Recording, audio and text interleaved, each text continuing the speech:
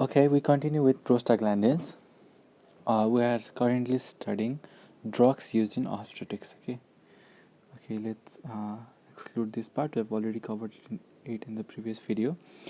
Okay, prostaglandins. Okay, there are mainly three types of prostaglandins that are used in obstetrics.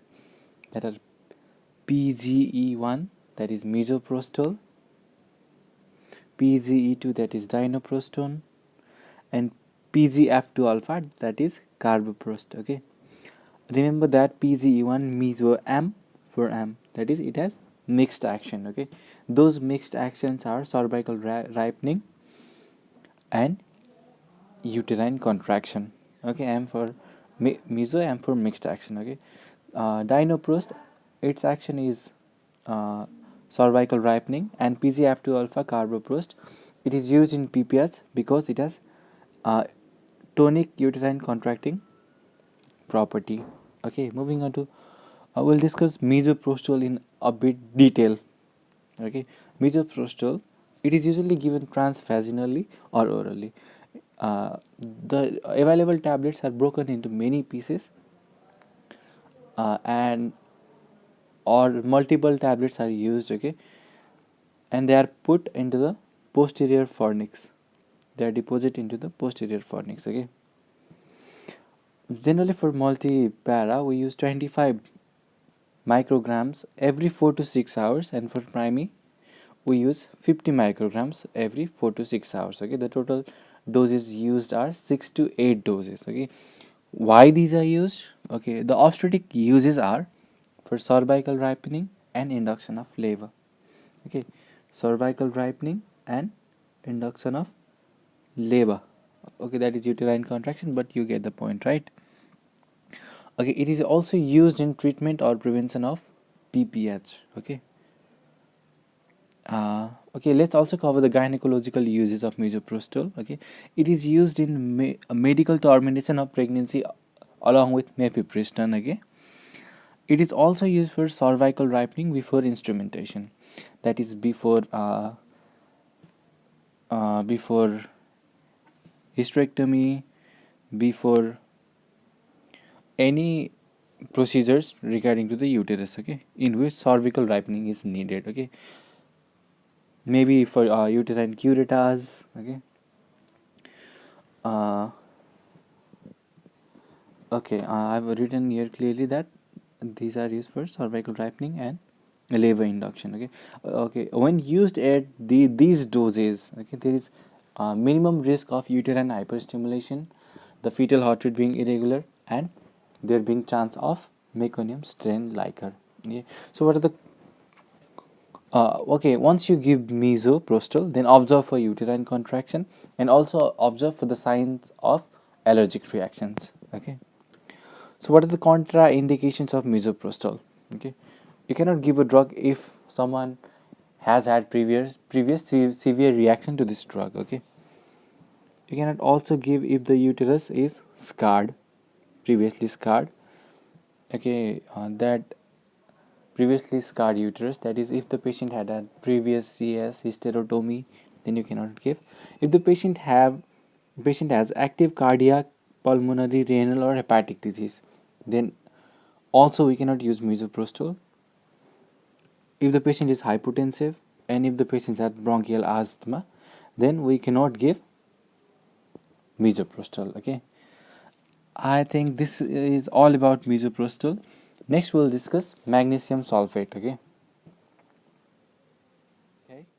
moving on to magnesium sulfate. Okay, we will mainly discuss the obstetric uses of this drug. Okay, in medicine this drug is very important. Okay, it is used in as a membrane stabilizer. Okay, it is used in magnesium deficiency, but in obstetrics we'll discuss where it is used. Okay, first of all we'll discuss about the mechanism of action of magnesium sulfate. Okay, basically what it does is it competes.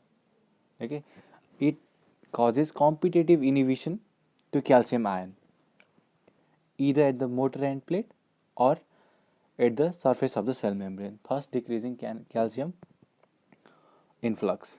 Okay, the second point is it decreases acetylcholine release and it also decreases the sensitivity of acetylcholine at the motor end plate, thus having direct depressant action on the uterine muscle. Okay, the first one is decreased calcium influx, therefore decreased contraction. The second one is direct depressant action. You can remember this. So the uses in obstetrics are in preeclampsia, eclampsia, especially in severe preeclampsia and eclampsia, to control the BP and to control the convulsions. Okay, rather than seizure, we call them convulsions. Okay, seizure can be of different types, so convulsions. And it is also used as an tocolytic. Okay, you see here it has direct depressant action on the uterine muscle. Okay, therefore we can use it as a tocolytic, especially if beta blockers are sorry, not beta blockers, beta agonists are contraindicated. Okay, since this is an emergency drug, I thought I would put how to give it during severe preeclampsia or eclampsia. Okay, the loading dose that is generally given is total of 14 gram.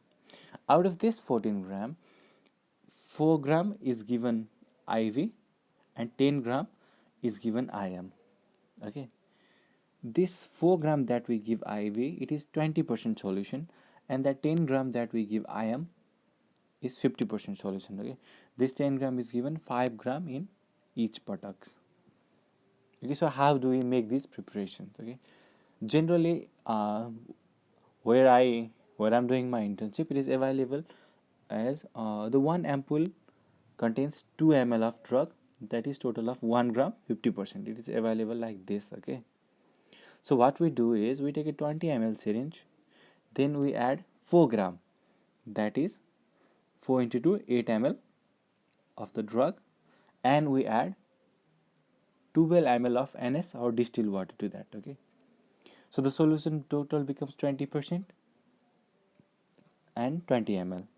Okay, this 20 ml is given IV. This total of 4 gram, that is, and 20% is given IV over 5 to 10 minutes. Okay, then we give 5 gram 50% magnesium sulfate in each buttock. Okay, total of 10 grams. Okay, then comes the maintenance dose. Okay, the maintenance dose is given for after the loading dose. Okay, but before giving this maintenance dose, please check deep tendon reflex, respiratory rate, and urine output. And if one of them is abnormal, again wait 4 more hours and again check. Okay, and if the lady goes into convulsion after giving the loading dose, then we can again add 2 gram of 20% magnesium sulfate and give it intramuscularly. Okay,